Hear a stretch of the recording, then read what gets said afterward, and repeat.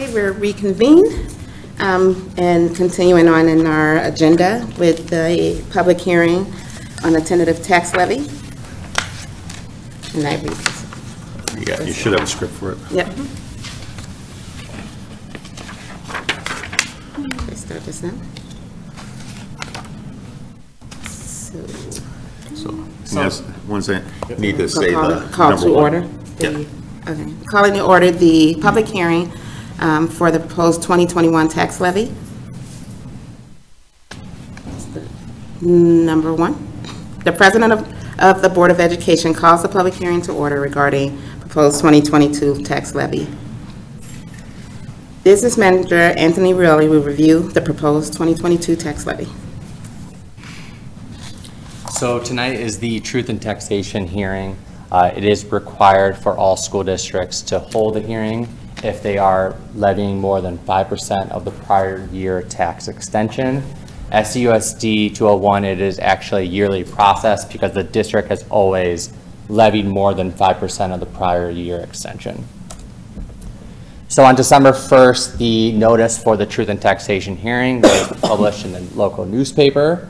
And after tonight's approval, the levy needs to be filed at the county level by the last Tuesday of the month.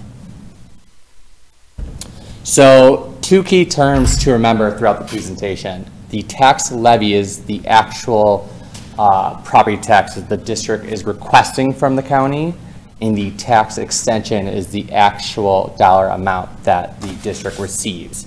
And that comes out in the springtime. So as you can see in dollars, the district has always levied more than what we receive. So using 2021, the district levied for roughly $27 million, but received roughly $25.9 million in the tax extension. So this slide is actually interesting because it compares the levy extension and CPI year over year. So if we use 2021, the district levied 6% more than the prior year extension, but actually received 2% more than the prior year extension. And as you can see in the blue line, that's in line with inflation CPI 1.4. So this is the historical figures for equalized assessed valuation in the district. For the 2022 levy, we are projecting roughly $628 million.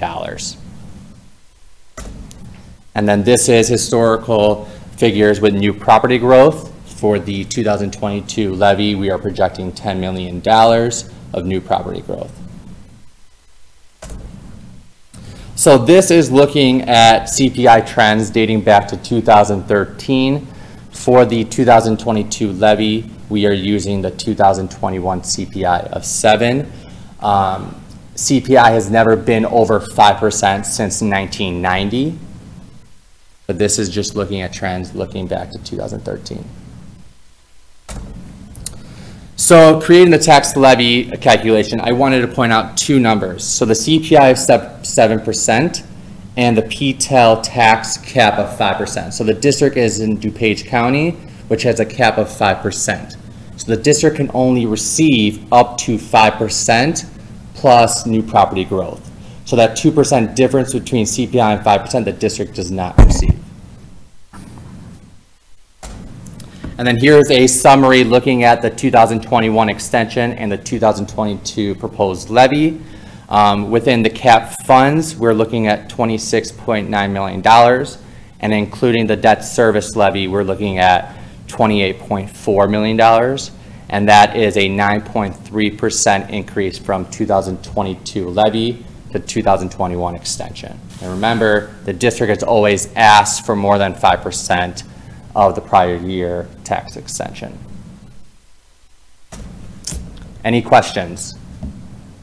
So we'll start with the board members and ask if there are any questions or comments from the Board of Education regarding the proposed 2022 tax levy.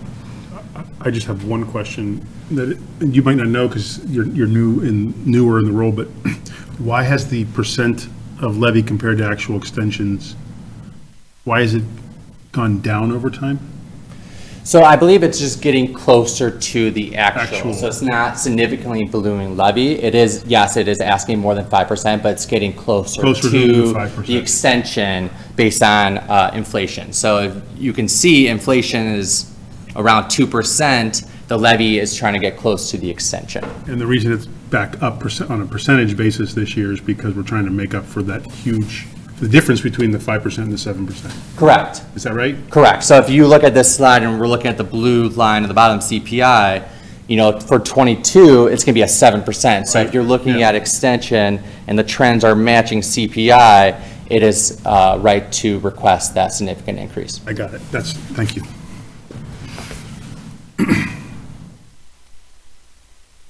Are there any other comments or questions from the board? For me, I'm just curious, the new property history, the projected 10 million, is that the new building here, or is that something else? So that new building is in a TIF district. Okay. So, yeah, so the increase of $10 million, that's just to ensure that we're capturing all new property growth. Because if we don't capture it and it comes in higher than projected, we lose those proceeds forward.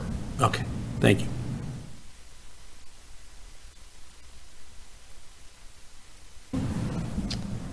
Thank you. We'll move on from there and ask if there are any public comments concerning the proposed 2022 tax levy.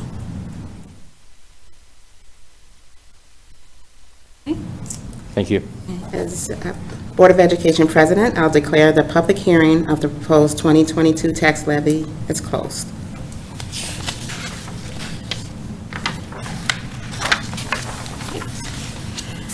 Okay, we'll continue in our agenda with the approval of minutes. The chair will entertain a motion to approve the minutes of the November 15th, 2022 regular meeting of the Board of Education as presented. So moved. Second. All those in favor? Aye. Any opposed? Motion passes. The chair will entertain a motion to approve the minutes of the first closed session of the November 15th, 2022 regular meeting of the Board of Education as presented. So moved. Second. All those in favor? Aye. Any opposed? Okay, the motion passes. The chair will entertain a motion to approve the minutes of the second closed session of the November 15th, 2022 regular meeting of the Board of Education as presented. So moved. Second. All those in favor? Aye. Any opposed? Motion carries. The chair will entertain a motion to approve the minutes of the November 29th, 2022 special meeting of the Board of Education as presented. So moved. Second. All those in favor? Aye. Aye. Any opposed? Motion carries. The chair will entertain a motion to approve the minutes of the closed session of the November 29th, 2022 special meeting of the Board of Education as presented. So moved. Second. All those in favor? Aye. Aye. Any opposed? Motion carries. The chair will entertain a motion to approve the minutes of the November 30th, 2022 special meeting of the Board of Education as presented. So moved. All those in favor? Aye. Aye. Any opposed? Second. Oh, second, sorry. Second. All those in favor? Aye. Any opposed? Motion carries. I don't know if I did this one already. No, okay. The chair will entertain a motion to approve the minutes of the closed session of the November 30th special meeting of the Board of Education as presented. So moved. Second. All those in favor? Aye. Any opposed? Motion carries.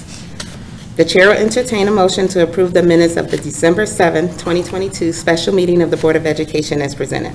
So moved. Second. All those in favor? Aye. Any opposed? Motion carries. The chair will entertain a motion to approve the minutes of the closed session of the December 7th, 2022 special meeting of the Board of Education as presented. So moved. Second. All those in favor? Aye. Any opposed? Motion carries. You guys didn't meet that A much lot at of all. meetings. That's a lot of meetings we've had since the last meeting. A lot of quality time. Alright. We're going to move past public comment, we don't have that today, and move to the consent agenda. The chair will entertain a motion to approve the consent agenda as presented. Personnel recommendations. Brian Dunn, long-term sub, Westmont High School, Social Studies. Anna Vasilevia, teaching assistant. Julianne Vesely, teaching assistant. Oh, Brian. Okay. Brian Dunn, Westmont High School assistant track coach. Lindsay Patterson, volunteer wrestling coach, Westmont High School, and resignations. 2, renewal of the SSCIP insurance agreement. 3, approval of the additional November and December 2022 expenditure report. 4, ratification of November 2022 regular payroll. And 5, approval of AFR shared services or outsourcing requirement report. So moved. Second. Roll call. Ms. Steckity? Yes. Mr. Marin? Yes. Ms. Coyle? Yes. Ms. Redonio? Yes. Ms. Hoover? Yes. Ms. Conover? Yes. Mr. Avia? Yes. We're going to move on to the presentation of the fiscal year 2022 audit. So Miller Cooper, the district's audit firm, is here to present the fiscal year 2021-2022 audit.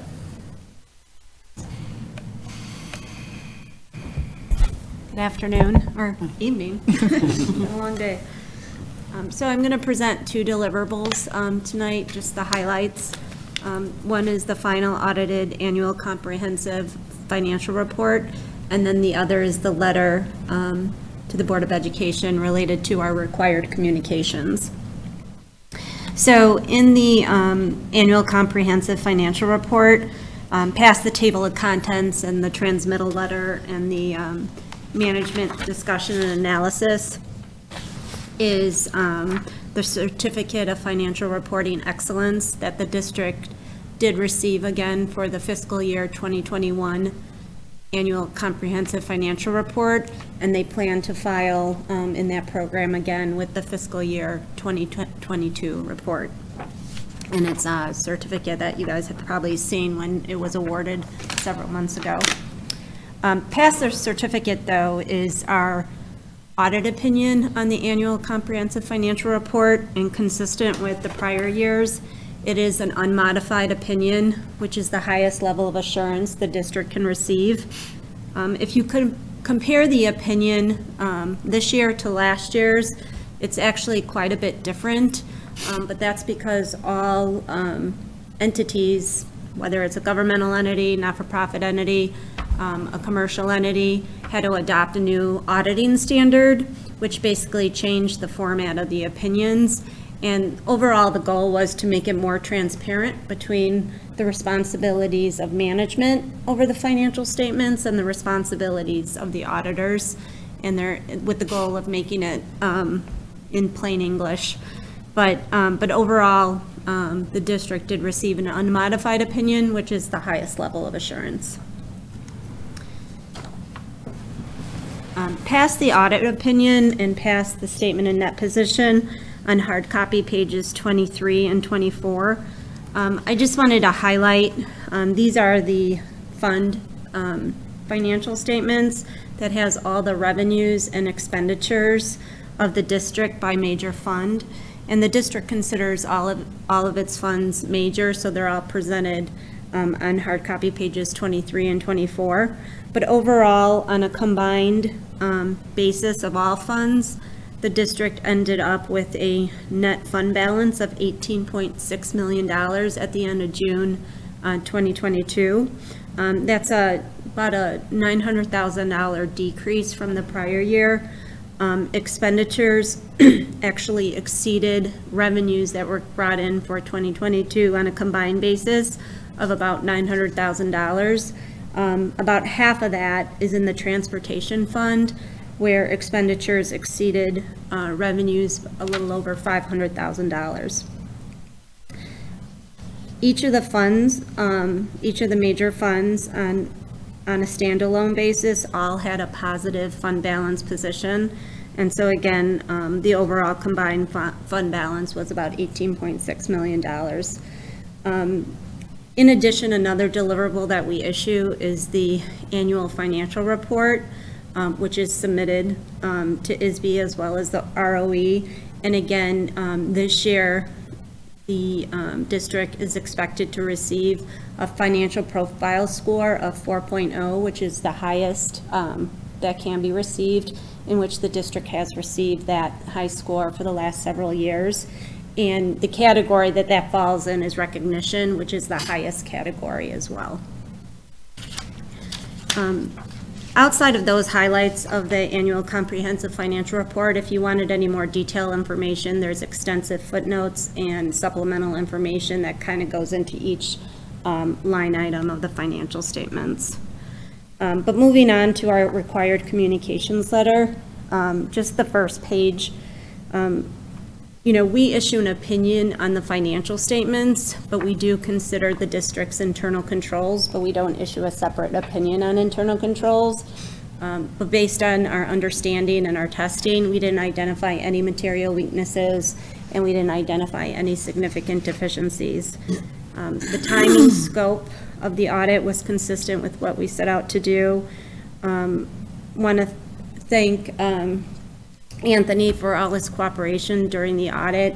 We asked a lot of questions, especially his first year, and he was very timely with information, very transparent, and the audit went really well, given just the transition in the business office. On pages 3 and 4 in our letter, there's a slew of new accounting pronouncements. The GASB keeps on issuing more and more. So the footnotes are even going to be longer next year than they are this year. But we'll work with Anthony to adopt those new standards. They're not all going to have to be required to be adopted next year, just over the course of the next several years. If there were any differences that we identified in the financial statements or disclosures that were not recorded in the financial statements, we would have to disclose that to you, and there were none, and we recorded no material audit adjustments. And then there were no significant changes in accounting policies, and we agree with all the estimation processes, including all the actuarial assumptions that impact the financial statements. But that concludes my formal presentation. Does anybody have any questions? All right, great. Well, happy holidays, everybody. Thank you. Thank you. Thank you. I personally want to say thank you to Miller Cooper. They worked really hard with the many transitions going on in the business office. They've really worked with us on getting this audit timely due. And everything will be posted on the website after today. And thank you for all your hard work. Yes, thank you, Anthony. Thank you, Anthony. Have a good holiday. Thank you. Thank you. We'll move along to Westmont Junior High School HVAC project update. So I wanted to give an update on the HVAC project. Back in August, the district approved Hell Mechanical for the construction project. So since then, from September through October, they've submitted submittals for equipment and estimated lead times.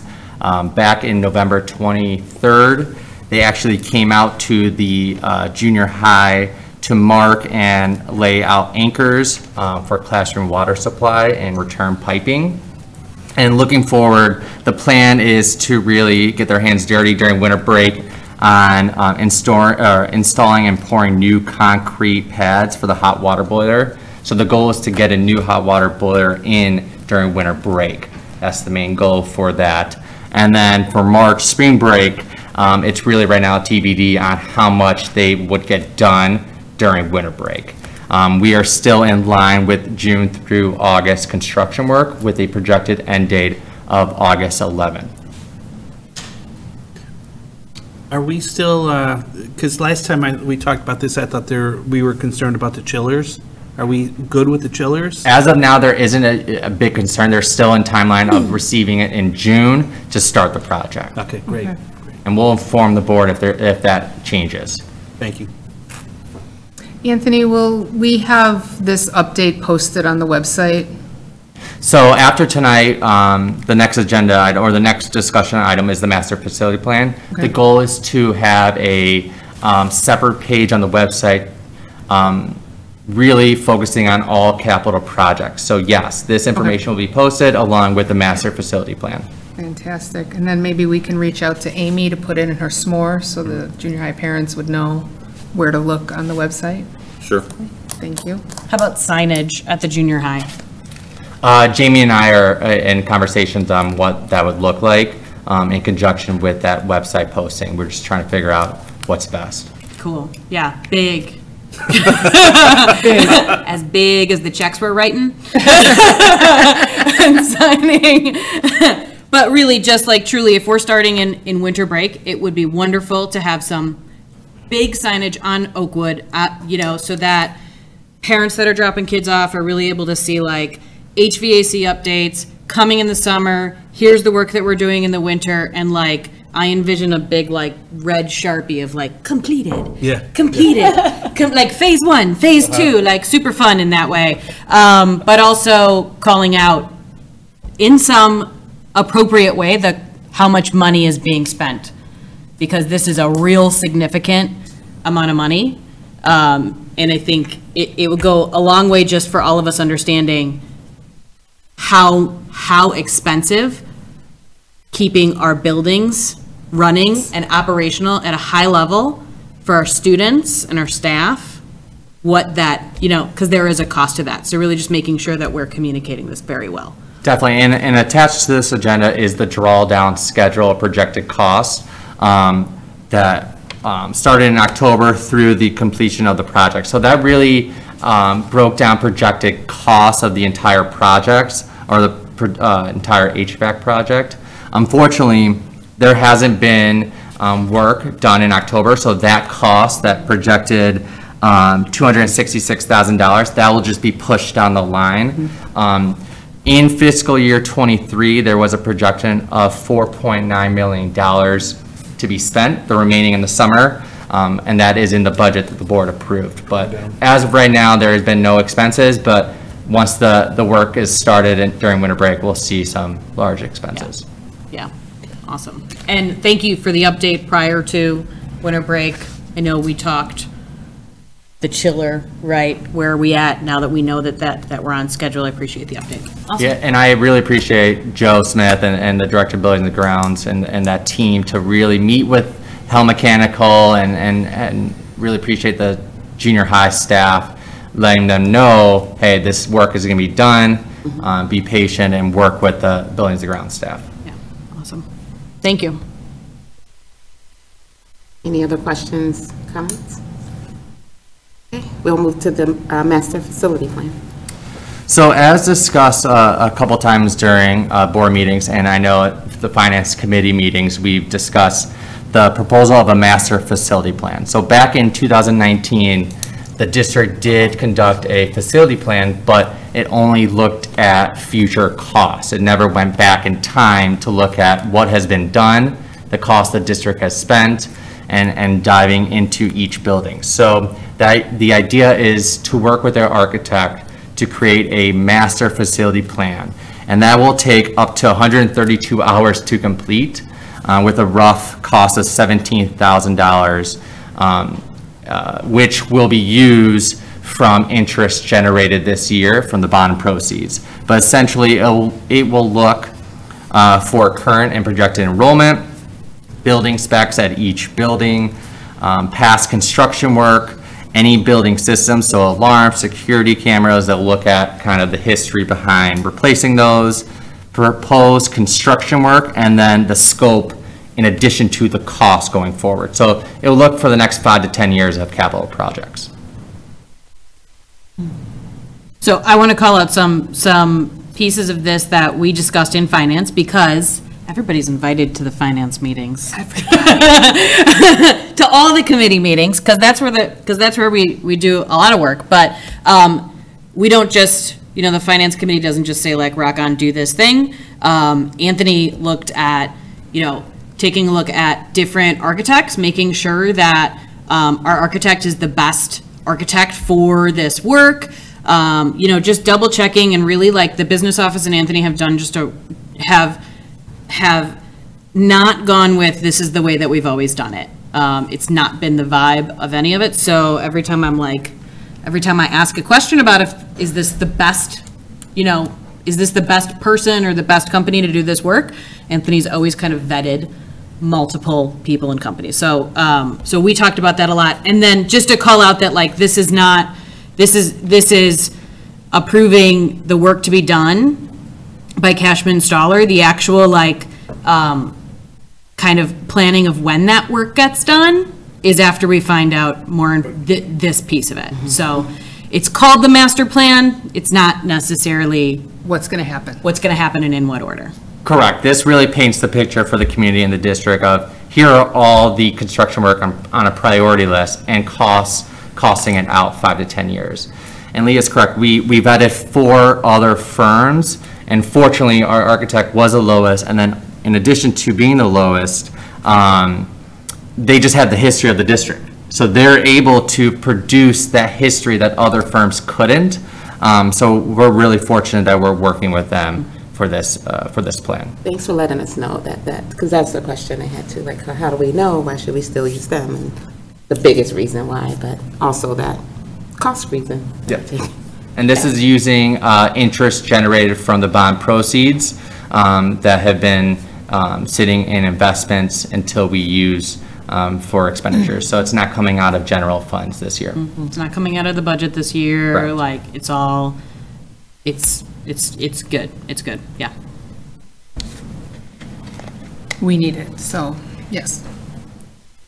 And we have facilities meeting in January? January Booked 11th, it. I believe. January 11th, and we were going to make that a combined facilities finance. Facilities. Correct. So it's January gonna be- 11th. It's going to be real interesting. It's going to be a fun one. Please join us. Good times. Join us. I have a quick question. So is this where the conversation about the pool is now going into this? Like, Yeah. we're going to put that on them to evaluate and to make a recommendation? That's part of this whole plan? Yes, Great. the assumption is they're going to create 2 to 3 options for that pool and cost analysis Oh, great. for the next 5-10 years based on a priority list on other major construction work in the district. That's the important piece, is Yeah. it's that and everything else. Right. And how it all fits together. It's not the pool in a vacuum. It's the pool in, how does the pool context. and the Yeah. other things fit into the context, which is what we talked about with the pool before. So it's really like, I'm a geek and I'm really excited for So this. excited. I'm glad you said that. Worth the money for sure. It's Because worth the otherwise, I money, think and we're we just need it stuck. really badly. We have to Yeah. have these conversations. We've got we have a lot of work that I expect that needs to be done. So, yeah. Thank you. I think it's here. The project schedule, is this a proposed initial draft, or is this the project schedule? So the project schedule in the board memo is projected based on the conversations that I've had with the architect. It looks like from January through May, June. However, it's going to be pushed up. So it's most likely going to be January through spring break, where in April and May, we'll come to the board on presentations and any revisions. Okay, so before the end of this school year, we'll have a presentation on this? Correct. And you're saying as early as? So as early as spring break, they'll be completed with the 132 hours. After that, the next step is to review with myself and Joe and going through it and making revisions before we present it to the board. Okay, so we probably won't see it till May. April, May, yeah. Okay, good, thank you. Unless you come to the meetings. So we'll have, yes, of course. Am I invited to the meetings? Of course you're invited to the meetings. Everybody invited to the meetings? Everybody's invited to the meetings. Everybody, like community members, everybody. Like, even community members, Everybody. whether your Got it. kids go to the school or not. Yeah. Good to know. Thanks for clarifying. Thank you. Any other questions or comments? All right. We're going to move to board reporting from the IASB conference. Thanks, Joe. Who wants to go first? I'll go first. Go, Carlos.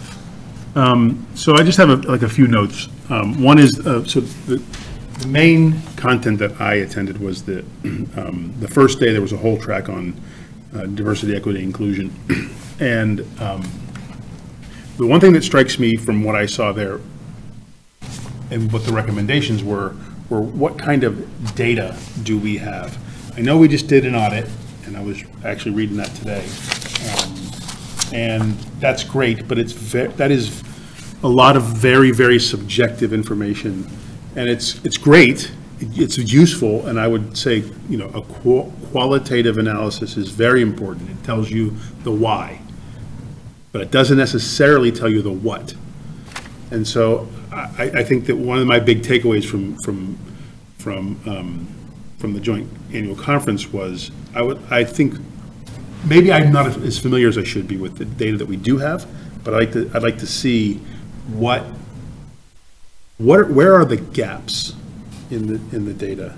And again, if this has been presented, if I'm asking about something that's already been, but that's something I would like to focus on in the coming 12 to 18 months is like, do we really know what our gaps look like? And do we know what our plan is to fill those gaps? The data, I'm talking about data now, not, so that's one thing. The other is a really, really good addition to the conversation we were just having about the master plan and everything, and that is this concept of having hardworking spaces and maximizing the space that we have. Like, and I'm sure this will be in the master plan, but like they were talking in these sessions about, what are you doing with that end of the hallway that isn't being that isn't being utilized? What are you doing with every single square inch of your building before you go talking about new buildings or construction projects or whatever? Now, I'm not talking about safety. I'm not talking about HVACs. I'm not talking about that stuff.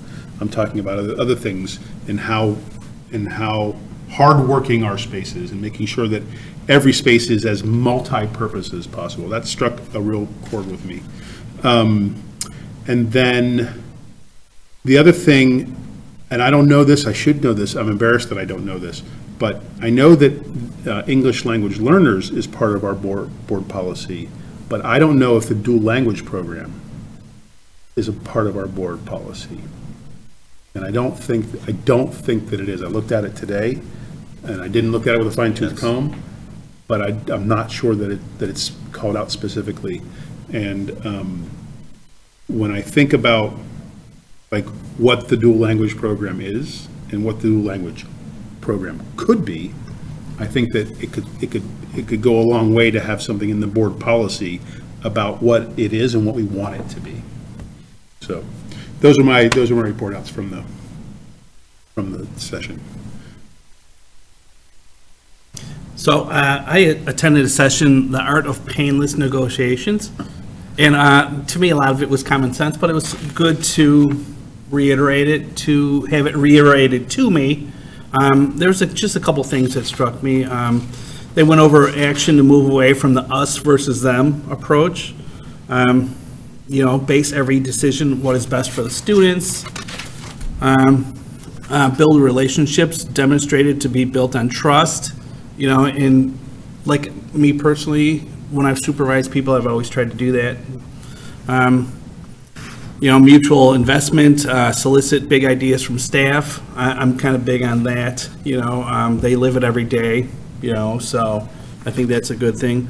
Admit when we got it wrong, plan to make it right. And then last thing, attack the issue and not the people. So, just a couple things I took from that session.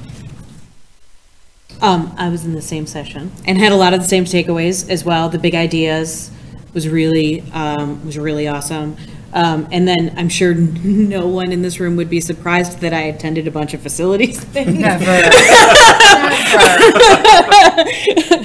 I can't even say it with a straight face.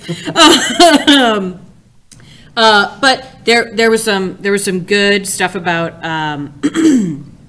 there was one presentation in particular, I think it was out of Aurora, where they have over the course of, I think 10, 15 years, have they're like as green as possible right now. And just them talking through, they're a humongous district, but just kind of them talking through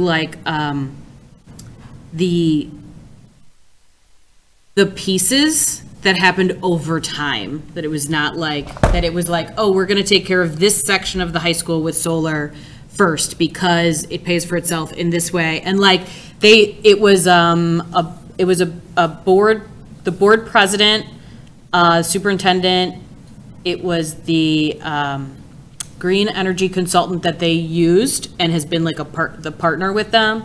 And I can't remember who the fourth person was. I think it was their architect, but it was really interesting to see like their whole process kind of, and I took back a lot of ideas. One thing in particular that I thought was super interesting that they called out was that ComEd will basically pay for new driver's ed cars if they're, what's it called? Electric.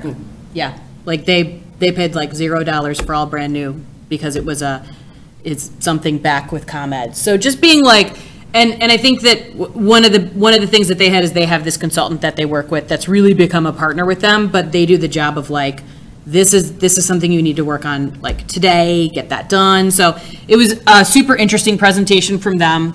And then I also did some public relations, one public relations session, which was interesting as well, like communications directors and superintendents kind of talking through how they communicated and connected with their communities over COVID, which was interesting. So that one kind of called out a like one pager that they sent out to the district. So kind of like we do our district mailer. And I think it was in Skokie that they sent this out. But it was literally a one pager of like, here's your tax dollars, here's how much the school takes in, here's how much we get in revenues every year, and here's what your tax dollars are going to. And it was just in a way that it was very like, it was just one page and like almost like a postcard, but it was just talking about here's how the money is spent and those pieces. So it was an interesting, it was a good takeaway. Yeah. I spent most of my time in delegation, watching different districts debate things that needed to be voted on. What I did find interesting and find out is we always hear about the laws that go to the Illinois Senate and what they pass. The whole purpose of the delegation with all the school boards and all the school districts is we get school districts present the ideas, and then the boards across the state decide if this is good or not, and then they start lobbying into the Senate to get these things passed. So it is starting at the table to get these laws and these ideas passed. These aren't just random laws that we see pulled out. It is the board members and the school districts bringing those forward. So there's that, and that was like, oh, that was nice to know that it's starting with all of us and then moving up to the House. Other than that, I did do a facilities meeting and I did an equity one as well. The equity one talked about the audit, but what pointed out in this other one, this facilities ones, and they were talking about equity among buildings, and they were talking about how to get the buildings running efficiently and updating them as you can. And yes, they were talking about hundreds of thousands of dollars. But they provided some studies that tells you how bad air quality in the buildings will affect the students. It will also affect them differently socioeconomically. I didn't get exactly which report that was. I have to go back and see if they have their stuff public. But it talked about that it will affect them, like air quality, the lighting in the building, if the windows are in a certain way where they're not getting so much light. So it was a lot of good stuff. Biggest thing I'll comment on now is that which I've found since I've joined the school board, the keynote speakers are very motivating. It is aimed towards board members and the work that you do and why it counts. And from these very personal stories, just how does education affect us all, and how this is for students, like our biggest drive for doing this, how it's important. And I just wanted to remark on how motivating it is to hear, to kind of get you going and say, okay, why I'm going to go to a facilities meeting. So I really enjoyed those. Especially at a time we're tired, we're in meetings, and then you go into that, like, oh, I'm going to get up at 8 o'clock in the morning and go to this keynote speaker and then walk out just empowered. So other things I got out of that, I've something different. I went to diversity, equity, inclusion kind of sessions, and how they use that to look at their students in grading, and how in some areas where there's like low socioeconomic status, how they kind of took that in and really revamped their districts here and there and got their students and parents and the community involved and more motivated and made it successful. So that was good. I was in a board president's kind of forum and just hearing good ideas about different things, getting community involvement, getting more community involvement specifically for the board and how you use your forums and your town halls to gather interest, to get into the community or the committee meetings. Just some great ideas of what different people are doing to get that involvement and keep that involvement and get people involved in your district to get it to increase your success. So making those networking and connections and hearing these different things. Referendums came up a lot, but it was still just good to hear where people may have not been as successful and hear the people who have been very successful with that. So, any other questions about the conference? All right, we'll move to action items. The chair will entertain a motion to authorize and direct the treasurer to pay bills received in December 2022 for the 2023 fiscal year as presented. So moved. Second. Roll call. Mr. Marin? Yes. Ms. Coyle? Yes. Mr. Donio? Yes. Ms. Hoover? Yes. Ms. Conover? Yes. Mr. Avia? Yes. Ms. Steckity? Yes. Motion passes. Number 2, resolution to adopt the 2022 tax levy. The chair will entertain a motion to adopt the resolution setting the 2022 tax levy as presented. So moved. Second. Roll call.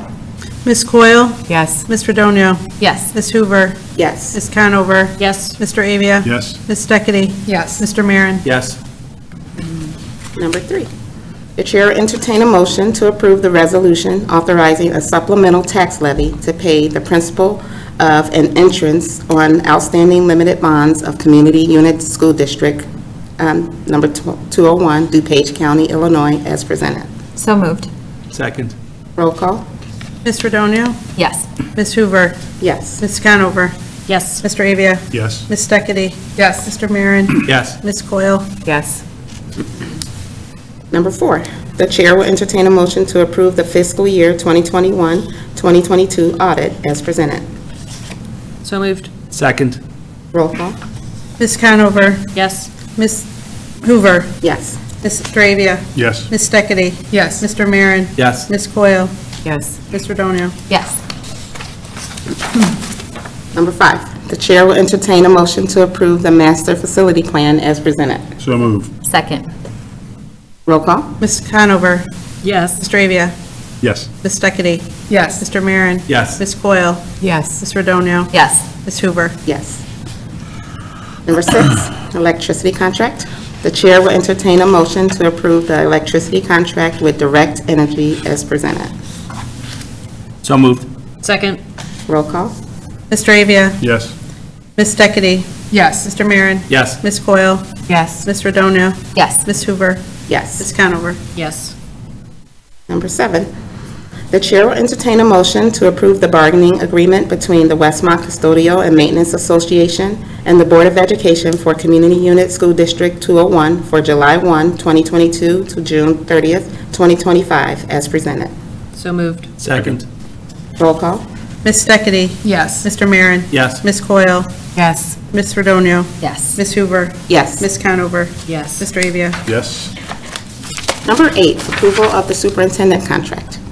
The chair will entertain a motion to approve the superintendent contract for Jack Balderman for the period of July 1, 2023 through June 30th, 2028, as presented. So moved. Second. Roll call. Mr. Marin? Yes. Ms. Coyle? Yes. Mr. Donio? Yes. Ms. Hoover? Yes. Ms. Conover? Yes. Mr. Avia? Yeah. Ms. Steckity? Yes. Ms. Steckity? Motion passes. Congratulations.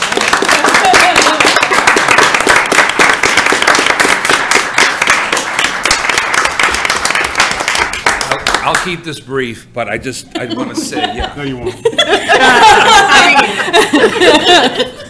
I just want to say thank you so much to the Board of Education for their faith in me and it means the world, and I promise that I will go through the wall for all of you and our entire school community, and most importantly, for our students who are sacred to me. I hope that I've proven that over the last 10 and a half years in this district. I love them, and they mean everything to me, and all of our hard work pays off when they benefit from an excellence in education from our district. So that's the heart and soul of it. I want to thank Superintendent Carey for all he's done for me professionally and personally to put me in this position. Thank you so much, Kevin. You know how I feel about all you've done for me, so thank you so much for that. To my wife, Beth, who's an amazing supporter and a great educational leader in her own right. To all my amazing colleagues in the district, I can't wait to continue this work with you and all the great things we've built together. The process, I think, was really extremely well done. Of course, I say that because I'm the one standing here. I think it was so open, and it really was a model for inclusion that we could all be proud of, and I'm grateful to the board and everybody who was a part of that. During the process, they asked me, what was I most proud of in my career? And I said that Student 5 Essential Survey data, where our students had the highest score of any high school in Illinois for student-teacher trust, not just 1 year, but 3 out of the last 4 years. And I really think that's amazing. It speaks to the educators in this district and the great work they do. And really what's most important, that connection between our students and teachers. And that to me is sacred, and I will give all I have for the school community to make sure we continue to enhance that and serve our students and the entire school community. It's a huge honor. I'm very grateful to everybody. So thank you for this opportunity to serve. Thank you.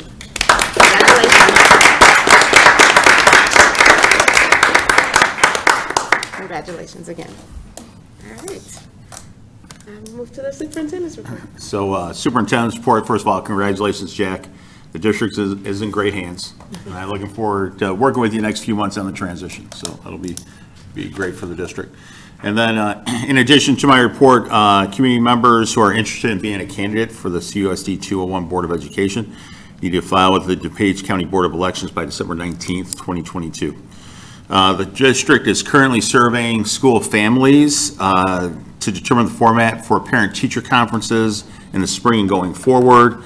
Link was sent out on Friday. Another link is going to be, same link will be sent out this week, and then we'll have it on the website as well. And we'll keep that survey open until December 21st, which is the last day of student attendance before break. And then lastly, I'd like to wish our school community a safe and happy holiday season. Here, here. We can move to board reports. Are there any additional reports?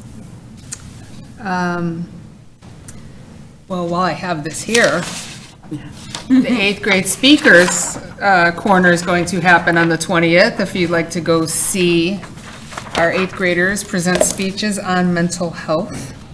And just as another push for that, like I went last year and I was amazed. I continually am amazed from our students. They work so hard, and definitely want to do this again. But just to hear them and be amazed by 8th graders getting in front of strangers and speaking, and they do a great job. So go out and check them out. Thank you to, how am I going to mess this up right now? And I wrote it out because my brain's blank. It's that time of year. Mr. Troyer Kaprowski, and was it Miss Smith? She was the accompanist. The concert was wonderful. The junior high, yes, they're doing good work over there. Yeah, it was a good show.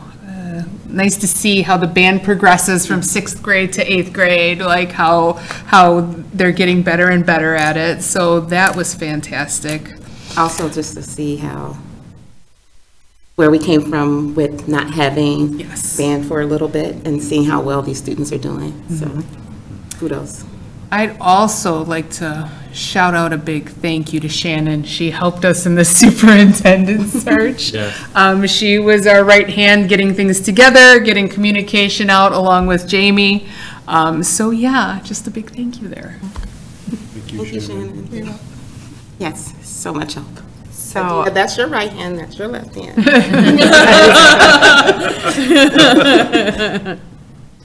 I just was going to report that we had a celebrity sighting tonight at the junior high boys basketball game. Was Jerry there? Jerry Springer. Jerry was there. I missed Jerry it Springer again. was in the audience, and he was very gracious and took a lot of photos with the kids. So Sincerely, Jerry Springer. What is his relationship with the district, do we know? It's kind of a long story, but apparently he has a grandson on our In our district. in our junior high. Yeah. So Interesting. he was there cheering on his grandson. That's Celebrity pretty cool. sighting.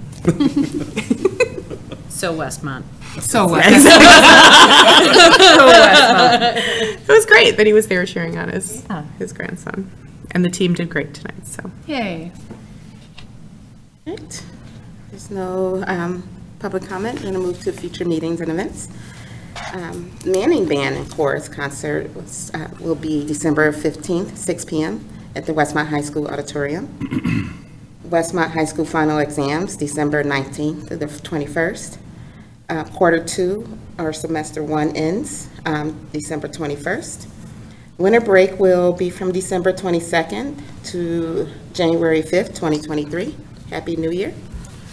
Teacher Institute Day on January 5th, 2023. No students in attendance. Elementary PTO night will be January 9th, 6 p.m. at Manning. And then our next CUSD 201 regular meeting of the Board of Education will be January 10th at 6 p.m. in Westmont Village Hall here. One last thing. To everybody going to finals, just breathe. Just breathe. There's most of the high school and a few 8th graders that do take finals in the next couple weeks, so just breathe. Everyone have a great holiday. Right. We don't need to return a closed session. All right. So the chair will entertain a motion to adjourn the December 13th, 2022 regular meeting of the Board of Education. So moved. Second. All those in favor? All those in favor? Aye. Any opposed? Meeting adjourned.